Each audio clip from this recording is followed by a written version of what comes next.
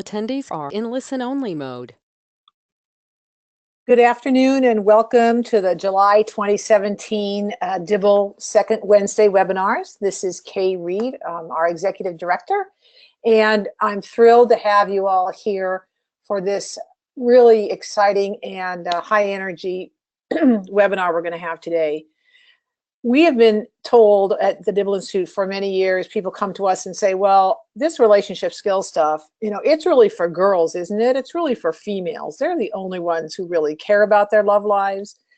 And we have been hearing at the same time, that's a common misconception. But because we've been hearing from people like Clay and Avis about their work with relationship skills programming and young men. So that's really what we're focusing on today, is how you can use and well use relationship skills materials with risk immersed youth, specifically young men and young fathers. So here's who we have today: Avis from Toledo, Ohio, who runs a fatherhood program there, and Clay Rojas from California, who runs a program for young men within a juvenile detention facility. But first, let's do a little housekeeping, and that is, we want you to participate in today's webinar. There's plenty of ways to do that. Please type a question, and if you have a question in the box, we'll ask you some polls. We're going to have you raise your hands. If you need to call in, the information is here on the screen if you want to write it down, or it's also on your original webinar invitation from us. So, and then at the end of this, we will archive this on our, we're in our fourth year of webinars, so it'll be in the 2017 archive of webinars. A little bit about Dibble. So of the folks who are here, how many of you have never been to a Dibble webinar before? Would you go raise your hands? How many have never attended a Dibble webinar? Oh, so everybody here has attended a Dibble webinar. It says we have a few. A few, okay. Oh, there we go, 10%. Great. Well, nice to have you here and welcome. I'll give you just a quick overview. This is Charlie and Helen Dibble. They're our founders. That's why we're called the Dibble Institute. Charlie Dibble Institute recognized a problem when he was in his retirement, and that was young people feeling very uncertain that they could have and maintain a healthy relationship and long-term marriage. And he also saw how when young people's parents' relationship was foundering, how their outcomes would change. So he set us on this direction. Kathy, I'm seeing your screen go back and forth. Yeah. Yeah. So he set us. I'm sorry. Are you okay? Yeah, just whenever I change to certain boxes, it's just doing it. I don't know why. Okay, so that's, by the way, folks, that's Kathy Guidry, our engineer and beloved webinar coordinator. So hello, Kathy. Hello. Anyway, Charlie and Helen, so Charlie set us down this road of taking research and translating it into teaching tools that we make available to help young people get smart about their love lives. So Kathy, the next slide. So now, some 20 years later, we've reached millions of young people. We do not provide the direct service ourselves, and I know many of you, I can recognize your names on this webinar. We're grateful to you, along with Avis and Clay, and then the rest of you who have yet to become Dibble users. But we amplify our work, we leverage our work by working with you all who have direct contact with young people. So we've reached 1.5 million young people, we estimate, over the last 10 years. Our programs are on various evidence databases, and we think that this is really important instruction to get to as many young people as we can. A few key things about Dibble, and that first one is we are big believers in research. We go where the research leads us. We're a national independent nonprofit, so we're not affiliated with anybody else except ourselves. And really, our core value is that we follow what the research tells us in terms of relationships, family life, et cetera, et cetera. And then the next slide, we're big fans of families, married families raising their own children. But we also recognize two things. Number one, those relationships have to be healthy and safe. If a relationship, a married relationship or cohabiting relationship, is abusive of self or others, or substances, it should go away. There's no excuse for that. Secondly, we also understand and really respect the countless single parents who every day are doing amazing work, putting one foot in front of the other, doing great work for their kids. And we honor them and we respect them. But even they, I'm sure, when asked, most of them or many of them would tell you that it's hard. It's tough being a single parent. It's tough finding the resources of money, tough finding the resources of time. You often don't have two extended families to help. So while, again, we respect, we want relationships to be safe, we respect single parents, but we also really, our goal is to have more young people raised and nurtured and protected by their own two parents. And then finally, and people ask this all the time, and that is we strongly feel that all young people need to be treated with respect, and all relationships can use relationship skills, can get better with relationship skills. So we intentionally write our materials to not, for instance, assume the gender of your partner. We have diverse scenarios. Our stories and scenarios have been written by diverse kinds of youth, because we know that, especially when you're working with youth, you just never really know who's in the room, and this makes everyone feel included, and these are skills that everyone needs. So that's a little bit about the Dibble Institute. Let me talk about our presenters. So we're going to start with Avis. I've known Avis for years. She's born and raised in Ohio, got her degree at the University of Toledo. She's been a social worker for over 25 years, and that's, hats off to you, Avis, for doing that important work. She's particularly interested in or worked with domestic violence, drug addiction, housing, and homelessness. She's been in the healthy relationship world for over 10 years. And she's now a coordinator. She's been a coordinator for a grant funded by the Healthy Marriage Initiative from the Office of Family Assistance, or she was from 2006 to 2011. And currently, she has a grant from the same group, but she's doing a fatherhood grant. Did I get that right? No, I think I got it wrong. This is your third funding. Anyway, let's just say she's an expert in marriage and fatherhood grant writing. So if you ever need any help, Avis is there to help. She's the Chief Operating Officer for Pathways, Inc. And she's just, there's so much, but probably the most important to her is she's the wife of Michael Allen Files. They have 4 kids and is the grandmother of 2 lovely grandsons. So that probably is the biggest feather in her cap. So Avis, I open the door to you to talk about what you're doing there in Toledo. Thank you. Good afternoon, everyone. I am honored to be on the call today, and thank you so much for giving me the opportunity to share with you. I just want to warn you up front that as I share, I have the ability to code switch. So I may use some language or terms that young people use. And so if I do that and you are like, what is she talking about? Please feel free to raise your hand and I will give an interpretation. And if I do it, I'll try to interpret. But sometimes when I'm talking about this work, I just get so excited and I do that. So I wanted you to know that up front. So I have just briefly been at Pathways since October of 2015. I have worked, as she spoke about, in healthy marriage and relationships, and have been with OFA ACF since the onset of these grants, which are Healthy Marriage and Responsible Fatherhood, and did some work here in Healthy Marriage, and then looked at the data and decided, I'm a data person, so I really like that piece, looked at the data and decided that our city, after that first grant of 4 years, Then we went into another 5 years and 4 years in healthy marriage, and then decided to look at fatherhood just because of the way that the data was trending.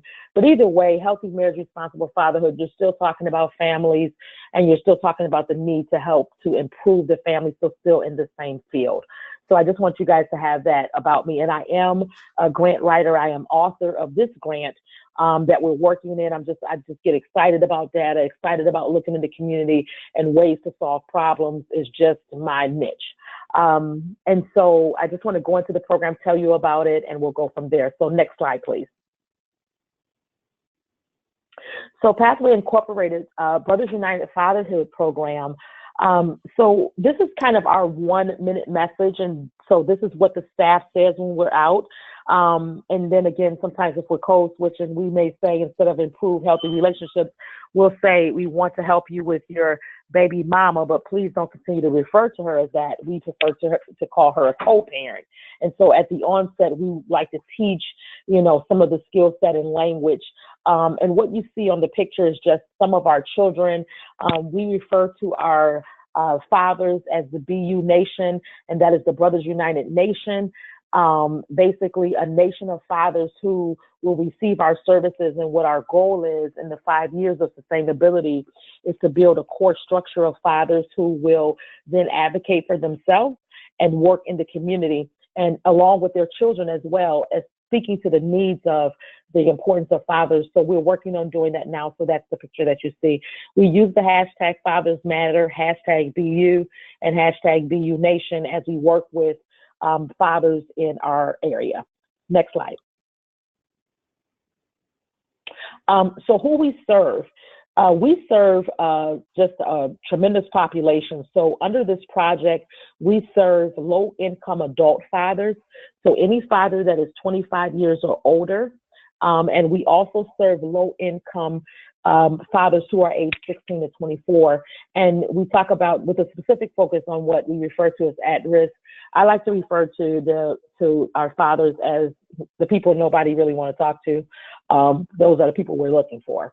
So those in particular in this population, and as it pertains to the Dibble Institute and this curriculum, we in particularly look for fathers who are 16 to 19, who are not in school, not working, have a history of criminal justice system, mental health condition, with a heavy concentration on African Americans, although we serve across the board population, but we have targeted the 10 worst neighborhoods in our area. And so we're looking at those areas for where we low income fathers in those 10 worst neighborhoods.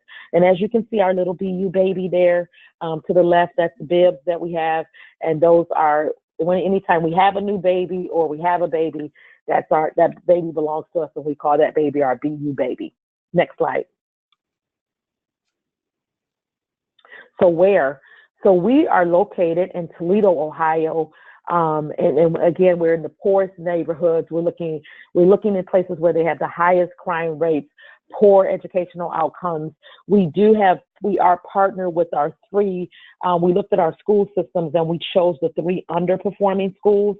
So we have been able to locate some fathers in school, but not a lot, where there's high joblessness, high teen birth rates, and the greatest amount of gang activity. So again, we go in the neighborhoods and the areas where no one really wants to go. Toledo, Ohio is about 45 minutes from Detroit, Michigan. And so we can hit the highway about 2 hours away from Cleveland, Ohio, where I was originally born. And so we are smack dab in this middle that you can jump on the expressway and get to very big cities at a short span of time. Toledo is a small city, but has really large, big city issues. So I just wanted to give you a background on that. Next slide, please. So you can see our population, and again, small city, big city issues. Our poverty rate is 27.2. You see how many children we have in poverty, with a 53rd highest poverty rate, more than 600 major cities in the United States. So again, small city, major issues. We are ranked number 5 in the statewide for teen pregnancy rates. And some of that, and I don't know, many of you may have heard of Toledo, we have, in the area of human trafficking. So we have had major issues with human trafficking in our area, again, because of that expressway. And we have had a lot of teen births. We have prosecuted more pimps per capita just in our city. We have a lot of truck stops and things like that. So we have, this just gives you an idea of some of the issues around teen pregnancy and around human trafficking. We have had some of the major issues around that. So FBI agents have been assigned to our city that work in our city around human trafficking. Don't know if you guys have heard recently, we've had a pastor and two pastors have a ring, and the pastor's wife has recently been indicted on a human trafficking ring. So it just gives you an idea of the kind of things that we're experiencing here in Toledo. So the unemployment rate is about 6.5%. So again, why are we doing this in our city? It's because we believe, and it's our theory, that there is a need in Toledo to be able to serve fathers, and especially young fathers and low-income fathers, to help them really create a better life for their children. Next slide, please. So love notes, BU and love notes. So let me be clear about my skepticism. And when I first saw Love Notes, I was introduced to Love Notes out of the healthy marriage field, looking for curriculum that will speak to young people. Because when I did healthy marriage work here in Toledo, Ohio, we were just researching, trying to find curriculum that would speak to them. So in particular, the exercise that relates to using Play-Doh, and that's just the way that the youth are able to be able to, in a creative way, tell about healthy and unhealthy relationships. So I laughed. I was like, there is no way I'm going to get inner city youth, especially boys, to play with Play-Doh. It's not going to happen. But okay, I'll try it. So when we started to facilitate, and I need to just also let you guys know that I also facilitated the curriculum on a previous project, the Healthy Marriage Project. I was one of those program directors that decided that they were going to facilitate and be a program director, and it was fun. It kept me involved. So not only am I speaking about Love Notes and the Dibble Institute from a perspective that talks about from the management and the administrative level and looking at the data level, but from a practical level, being someone who actually facilitated the curriculum as well. So my skepticism turned to optimism as I watched these youth, continue to play with it. We could not get out of the exercise. I'm like, okay, it's time to go. And they're like, let's do one more. And so just watching them do that, and there you see some pictures of our current fathers just working on that exercise. So what Love Notes does for youth is really speak to them on their level. I am just amazed at some of the language, the slide and decide, that kind of thing, the music videos that comes with it, that speaks to the youth at their level. It allows them to be themselves. It challenges them to change in a comfortable way that sometimes as adults, sometimes you can't speak to youth. Sometimes they don't hear it. But this just kind of sets it up for you that then, for me, I call them mommy moments because I am a mom and I am excited about my two grandboys. So I'll just throw that in there too. But because I am a mom, sometimes you're not able to say things to youth. But Love Notes gives you an opportunity so that participants, the young people, will start to ask questions. And so then when they ask the question, you can have a mommy moment and say, okay, like, don't do that. And so it just makes that way. It talks, the healthy relationship piece is just excellent. And again, I have 8 years of experience in domestic violence. And this is the best curriculum that I have ever seen that addresses domestic violence in a very comfortable way. And, looking at that, I was like, it's a game. Are they serious? But again, just in a comfortable way that gives kids the opportunity to talk and share beyond just the surface kind of thing. So next slide, please. So from the streets to BU and love notes to work. So I wanted to show you this young man who came to us, 16 years old. And I wanted to make sure that I mentioned to you, because a lot of times when you hear about fathers, you hear about at-risk fathers, you hear this myth, and I'm calling it a myth for Toledo, Ohio. I'm not sure what's happening across the country, but I can speak about the fathers that I've been working with here. So these fathers are very present in their kids' life. There's this myth that fathers are not present, that they're absent. Our particular curriculum, Love Notes, comprises about 18 hours of our curriculum, but we also do fatherhood curriculum, some sustainability and workplace skill set curriculum, along with money management and healthy. And so all of that is in the gamut. We have 78 hours of curriculum that we facilitate. And this particular young man, whose co-parent was pregnant at the time, who is epileptic, and he went to the hospital every day to see her. At some point, she was on bed rest. He went every single day to spend time with her, and then also come to group. And so he never missed a day.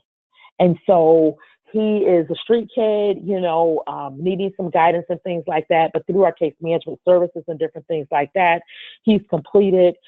We have a new baby now, and then now he is up and working, and we're keeping in contact with him. You can just see his smile. You can see his demeanor. You can see him working on this Love Notes piece. And you can see his demeanor at going to work. So I just wanted to give you a snapshot of what actually really happens with young people when they have this curriculum and they're able to process and work. And they are repeating back to us the value of co-parenting and learning how to co-parent and using the Love Notes curriculum. Next slide, please. And lastly, this is a young man, and I put him in here because he talks in third person. And so it's really funny to hear him. The first time I heard him, I'm like, "How are you?" He's like, he said, "Seth is fine." And I said, "Excuse me?" He's like, "Seth is fine." And so we always take selfies and snapshots when we enter young men. And so he said, "Does Seth look great?" And so it's just really funny, and funny in the sense that, not that it's funny because he doesn't know how to do it, but just the way that he thinks about himself. And I also put it on here because we actively recruit. And so this particular young man belonged to a school, and we actually contacted him 48 times before we got him in services. And now he is up, and he has 2 children at 17, and really took Love Notes into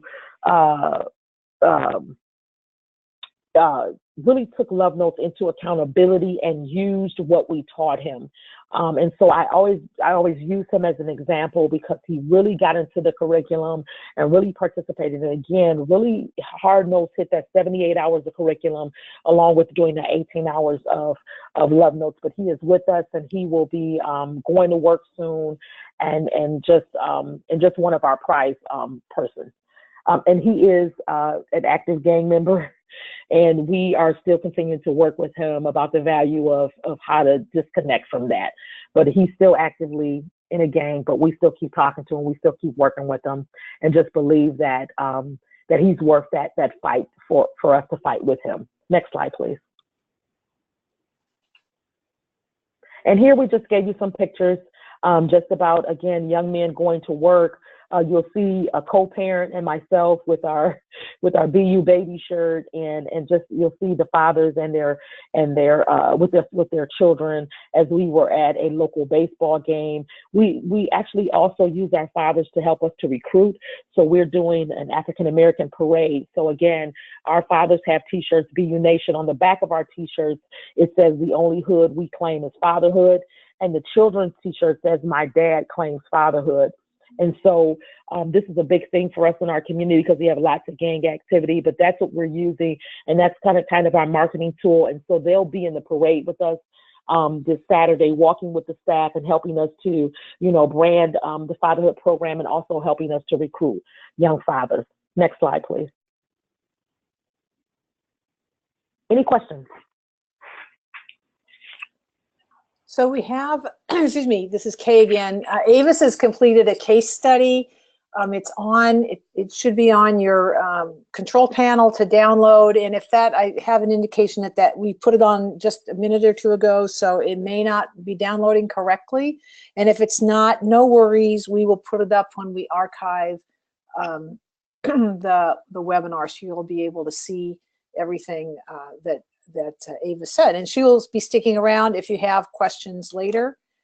If you have any issues with your sound, please try calling in. It sounds to me like the sound is consistent, but if you're having issues, you might try the phone instead of your computer. So, so you have a fan, Avis, named Leela 4, and she says, "Great work." So here's a question. Avis, do you work with young men that are not parents? And if so, how do you get them to participate? Only people that are parents, expectant fathers and fathers. That's it. So we are definitely just a fatherhood program. We are not taking just any other fathers, but expectant fathers. Previously, with Healthy Relationships, I worked with any young man. And so how did same you thing across the board, though. Yeah, how did you recruit? We recruited those young men in schools. Those same school partners that we have now, we use that at schools, and we would go in during the lunch periods. And so they would allow us at lunch periods to make announcement, and we would bring hot Cheetos and candy. And so that always worked as we recruited them. We're like, we have hot Cheetos, but in order to get a bag, you have to come talk to us. And we also wear our T-shirts and our tennis shoes and jeans. We have Converse now. We're thinking about getting the Adidas. We're not going to ever get the Jordans. It's just too much. But we try to just make sure that we're dressing down and appealing to the youth. We also purchase water bottles and pens, and we have bracelets. So we do all of those kind of things to brand and get them to, come and talk to us. And then once we do that, but we, again, same results again with those young men who were not fathers, which is why I continued to use Dibble. I used it with the Healthy Marriage, but it was no question in my mind when I began to do fatherhood work that I would definitely be using Love Notes and the Dibble Institute. So Avis, how did it someone asked, it took you a lot of calls to get Seth to participate. How did you finally convince him? What got him in the door finally?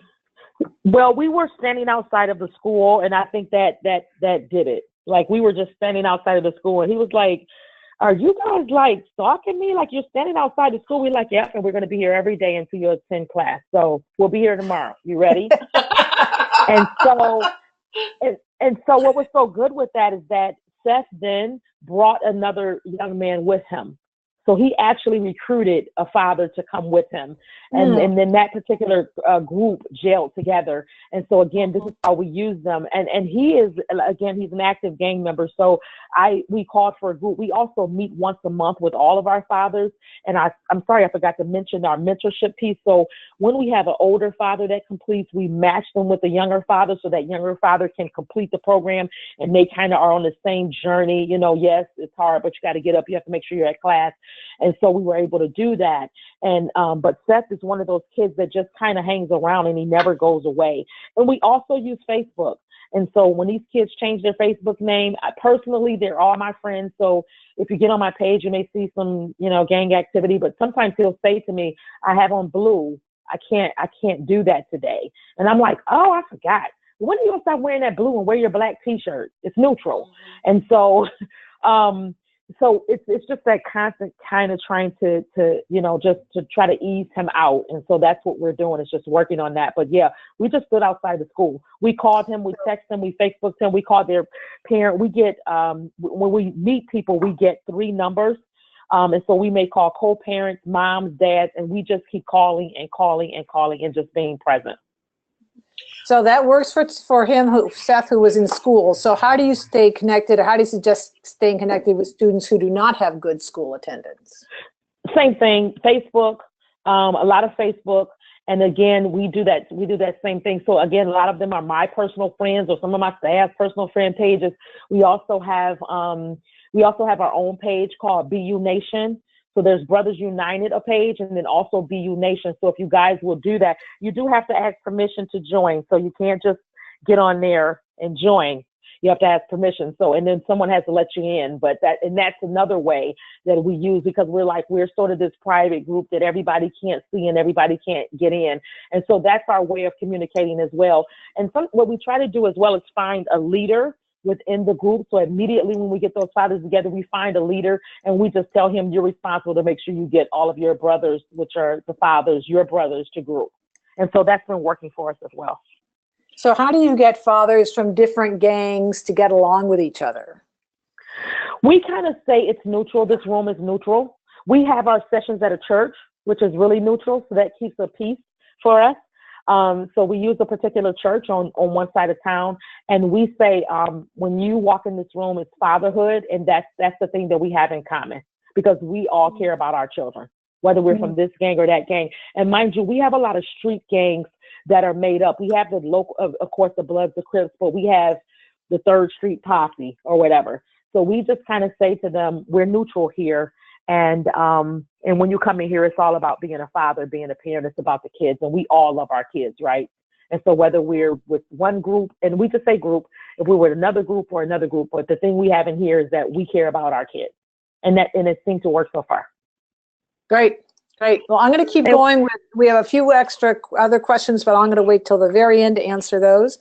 And let's move on to Clay. So thank you, Avis. Yay, Avis. Thank you. Big fans of Avis. Speaking about big fans, here's Clay Rojas. Clay is founder and director of the Prison Families Aftercare. And Clay has a really interesting history. He is a former police officer, a decorated United States Marine, and he also served 3 years in federal prison after an indictment in 2010. So he's seen both sides of the law. His passion now is, and this guy is on, on a mission for sure, reaching at-risk youth and helping to repair broken families. So he has a degree in psychology, a theology minor from the William Jessup University School of Professional Studies. He teaches workshops to children of incarcerated parents at the Grizzly Youth Academy, which is a California, well, he'll explain it. It has to do with our National Guard and what they're doing in corrections, and also teens at a local family service agency. He's a certified Love Notes trainer, and he does other workshops through Prison Families Aftercare on prison and gang culture, psychological trauma recognition, and the MML marriage course. So without further ado, I present Clay Rojas. Clay. Hey, thank you for the introduction. I want to say hello to everyone. And before I even get started, let me say what a pleasure it was to hear about Avis and her work in Toledo, Ohio. Sometimes when people think of big city issues, they focus on, the big cities, the Los Angeles, the New Yorks, Oakland, San Francisco. And just to hear some of the statistics of what's going on out there in Toledo and the work that Avis is doing and staying in the trenches, just my hat's off to you, Avis, and I appreciate you and people like you who are on a mission. So I want to just make sure I say that. I also want to say hello to my friend Christina Fuller, who's out in Los Angeles. Hopefully she's tuned in today, and I told her I was going to say hello. But it's a pleasure. It's a pleasure to come and do this presentation. So if you're tuning in today and you're listening to this webinar right now, it is my assumption that you are trying to do something positive with your organization, or if you're a private person or a school teacher, an educator, but you're trying to involve yourself in the growth and development of young people, primarily children who are at risk or high risk, and we're going to talk a little bit about what that means. Going back to what the introduction, I currently have Love Notes going on at a few different facilities. Most of them are lockdown juvenile correctional facilities. The one in particular that Kay was talking about is the Grizzly Youth Academy. It's part of the National Guard Challenge program. There's 37, I think now 38. They just opened one in Stockton, California, but there's 38 of these academies across the United States as part of a National Guard effort to um, combat gang culture and gang activity and juvenile violence and crime. So the program essentially works as a referral program from CPS, from juvenile probation. The referrals can come from a variety of avenues, and the kids come from all over the state of California. The demographic is boys and girls ages 16 through 18. And the kids that I get in my class primarily are those cadets, is what they are called, is those cadets who are in the program that have an incarcerated parent. So just to give you guys a little bit of background on where we have implemented Love Notes. And, you know, I love what Avis said when she first saw Love Notes. I think I felt the same way. I said, how am I going to teach Love Notes to some of these kids who are from the inner city in a lockdown facility and get them to play with Play-Doh or draw pictures and things like that? But something that I learned is that boys and girls are equally interested in healthy relationships. The number one cause of suicide right now amongst our, you know, our older teens, like 16 through young adult, like 23 years old, is failed relationships. And so it's a problem that's affecting their friends. Many of them have seen their friends take their own lives because of a nasty breakup, or because of teen domestic violence, or because of an abortion, or anything that revolves relationships. So they're all seeing it. They're all experiencing it at some level. And so I was pleasantly surprised when I brought Love Notes to some of these facilities at how engaged both boys and girls from the inner city were. And they're genuinely engaged. We've had great success in these programs. And I have yet to experience one youth tell me that, you know, this is just BS. I don't want to hear it. I don't like what you guys are saying. By the time we're done with chapter 1, they're all hooked.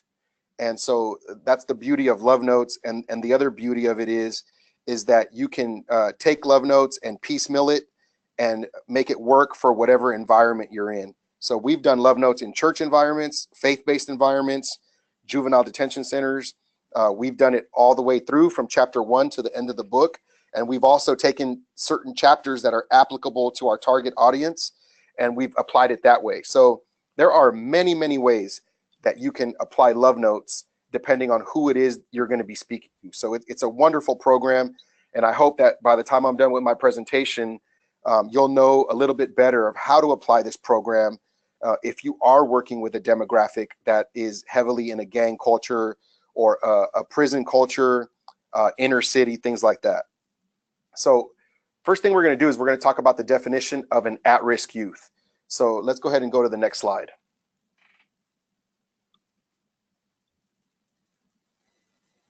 So here it is. And I think most of you have seen this and are probably vaguely familiar with the definitions, but I really want to separate at-risk and high-risk. So first we're going to talk about at-risk youth. And these are the kids, obviously they have high ACE scores. And ACE stands for Adverse Childhood Experience. I'm going to talk about that a little bit when I'm done with these 2 slides. But they live in adverse environments. They suffer from emotional, mental, psychological challenges. And you see, I was very specific about how I wrote this, the second to the last bullet, which says flirting with dangerous behavior. So a lot of your at-risk youth are still at the point where they can make a U-turn.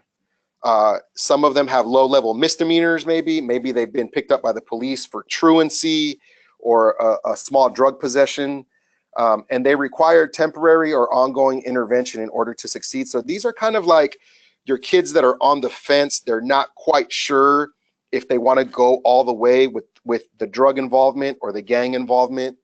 And these are prime candidates for Love Notes. And for the most part, this makes up the majority of the demographic that I see, even in the facilities, even in the lockdown facilities. Most of them I would consider at risk as opposed to high risk. So let's go to the next slide and we'll talk about how high risk differs from at risk. Okay, so let's go one more slide there for high risk. So here it goes. So your high risk kids, your youth, they're going to have extremely high ACE scores. And again, ACE stands for Adverse Childhood Experience. And there is an ACE test. You can just Google ACE test, and anyone can download it off the internet. And it's a test that is a 10-point scale from 0 being very minimal adverse experience to number 10 being the most. Your high-risk youth are usually going to be number 7 and above. For my demographic, I usually get 5s and above, but I rarely get below a 5. And for those of you who are interested in seeing what the questions are on that ACE test, again, you can Google ACE test, and you can pull up a PDF right away, right off the internet. They are previously or currently incarcerated. They're no longer flirting with high-risk behavior. They're actively participating in high-risk behavior, substance abuse, gang membership, sexual promiscuity. I'll tell you right now, sexual promiscuity and social media are becoming the new addictions. They are becoming the new coping mechanisms for many young people. And so when we encounter young people who are heavily into gaming or social media, like 24 hours a day, or you see a high sexual promiscuity, these are telltale signs of a youth who has been traumatized or has a really high ACE score. Going to the next bullet, they're mentally, emotionally, physically challenged. There's little or no adult support, or what we like to call in love notes, a trusted adult connection. Many of them do not have that, and the adults that they do have in their lives are usually those people who are pushing them further into a life of crime or into being victims. Our high-risk youth need heavy intervention to successfully transfer into adulthood. Most of them have been removed from home, and they're in out-of-home placement, like a group home or a boot camp or some type of lockdown facility.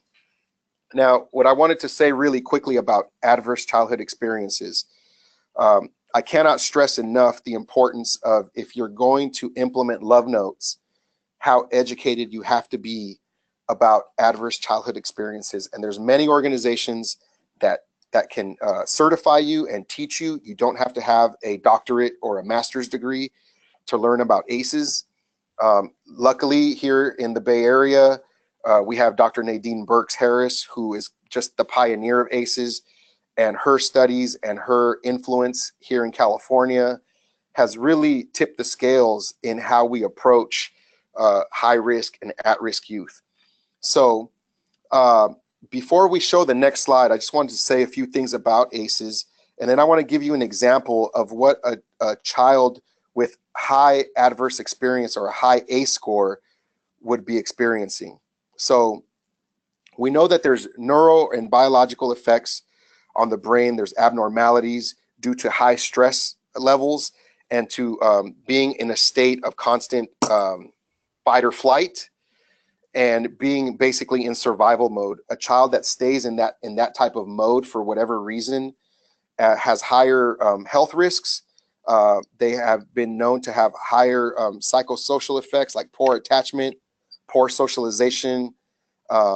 They suffer from major depression, and even other diseases like heart disease, cancer, chronic lung disease. I mean, there's just a whole host of problems that come to a child who has experienced high levels of trauma and stress.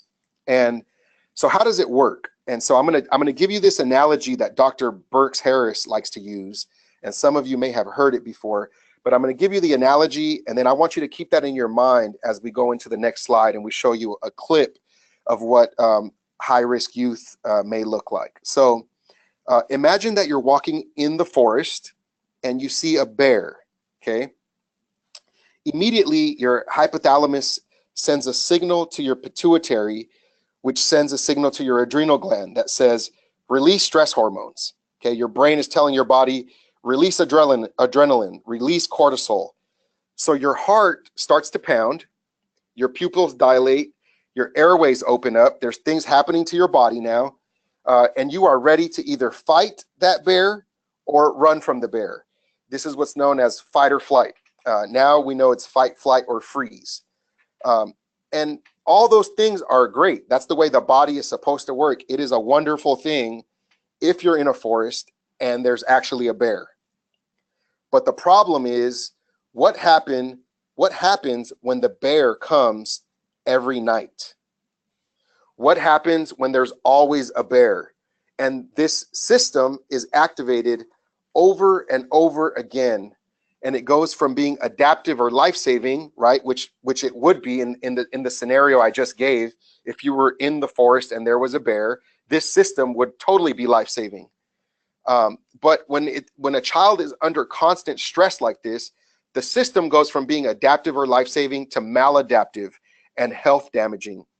And children that are especially sensitive to this repeated stress activation are known as your at-risk and high-risk youth. So with that being said, let's go to the next slide and show you a clip of what that looks like. Okay, so do you want me to show the video now, Clay? Yes, that would be great. Okay.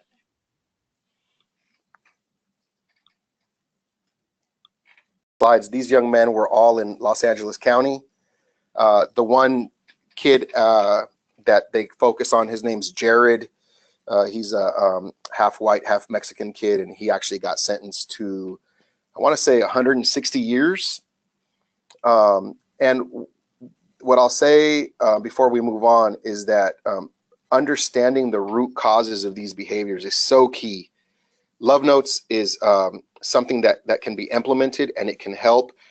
But if we miss these root causes, if we miss what is the true brokenness of these young boys and girls, I think we will wrongly implement love notes. And I think the most important thing to remember is that when we put children, and I say we, our society, when we put young people into survival mode, there really is a loss of innocence when a child has to defend himself. Just think of yourself when someone puts you in survival mode, where it's your life or another person's life.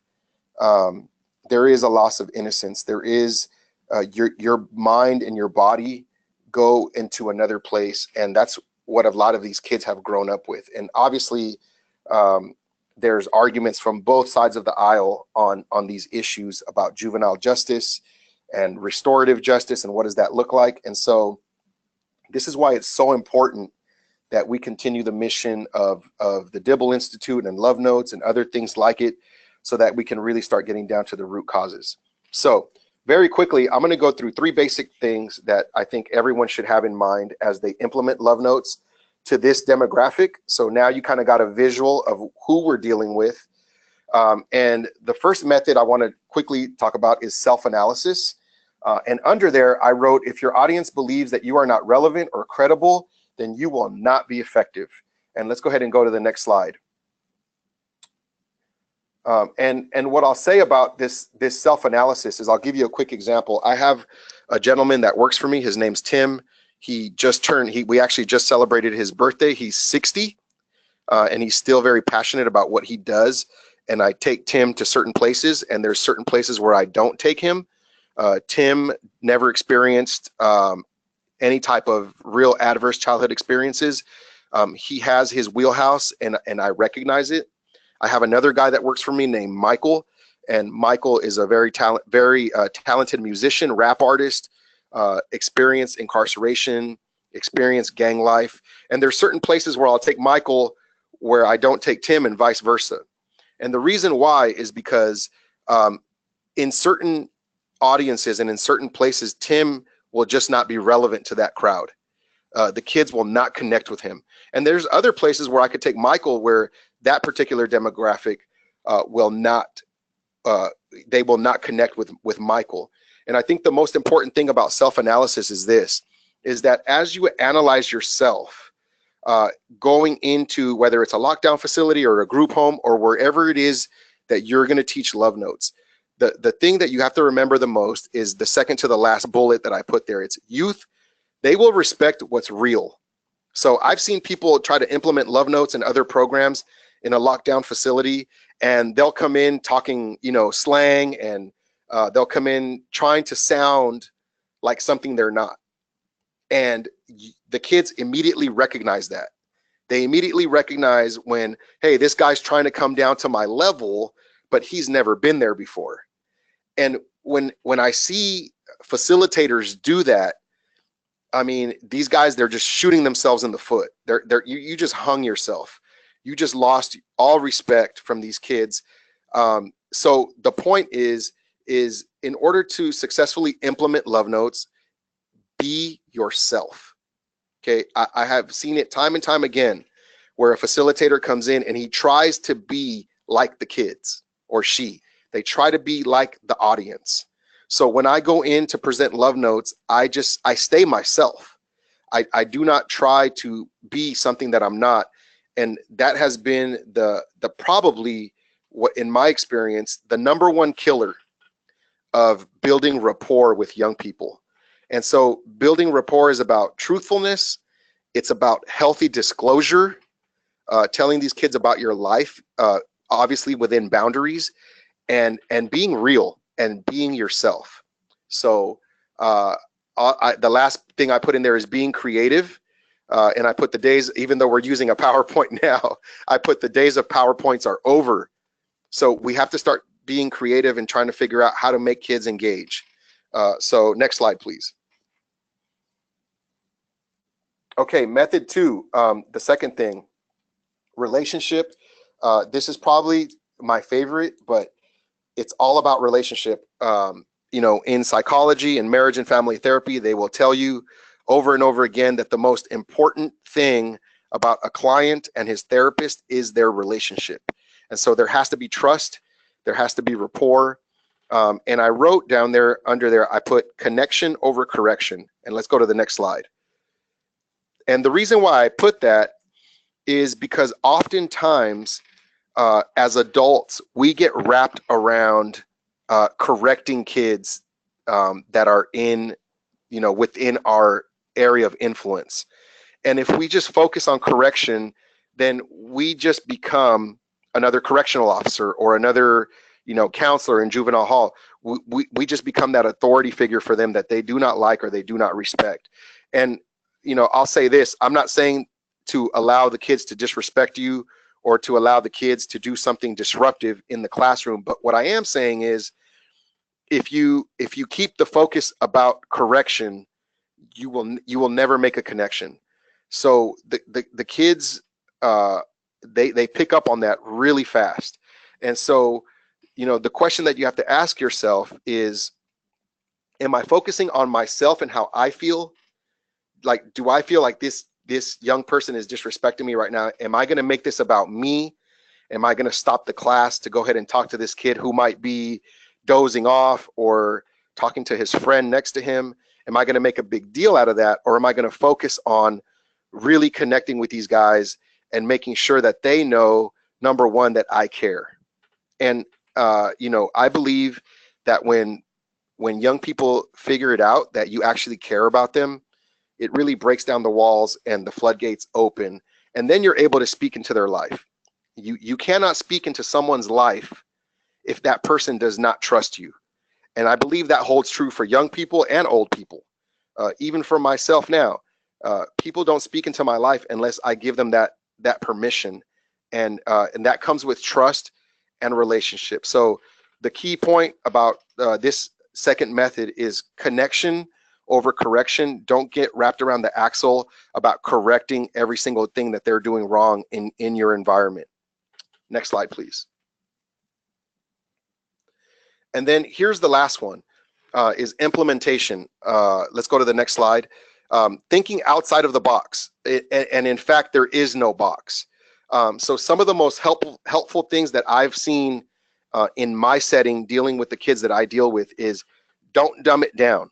You know, I can come in there and I can talk to them about ACEs, and I will talk to them about the, you know, the hypothalamus and the adrenal gland and, you know, all the hormones that are happening in their brains, and they love it. So, you know, I don't dumb it down for them. I don't lie to them. I include them in my presentation, so I make it interactive, and Love Notes is very, very good about making it interactive. So there's going to be times where they get to speak. There's going to be times where they get to draw pictures. There's a variety of activities that you can include yourself. One in particular that I have included is actually two in particular. I've brought in music. So I usually bring in a rap artist, and then we usually get a volunteer from the audience to share a rap song with us. So it makes them feel valued. And then the other thing that I've done is I've used a genogram. And what I use the genogram for is so that kids can look down 2, 3, 4, 5 generations as far as they can remember, and they can see the patterns of unhealthy relationships and drug use and incarceration. And you guys, I don't have to tell you guys know that there's kids out there, you know, their dad was in prison, their uncles were in prison, their grandfather was in prison, their great grandfather was in prison. And when I show them this, and they actually get to see the visual of their family tree through a genogram, they can actually look back and say, wow, like my family's been going to prison for the last 50 years. And to give them that visual and to give them the hope that they can change that is really a huge deal. So dare to try new methods that will make your audience think. Push the envelope. Again, you know, I put this on the last bullet. Push the envelope, but please don't get fired. But definitely push the envelope. I've been talked to a few times about some things, so I like to, you know, ride the fence there. I like to push it to the limit. Do it within what's safe for you.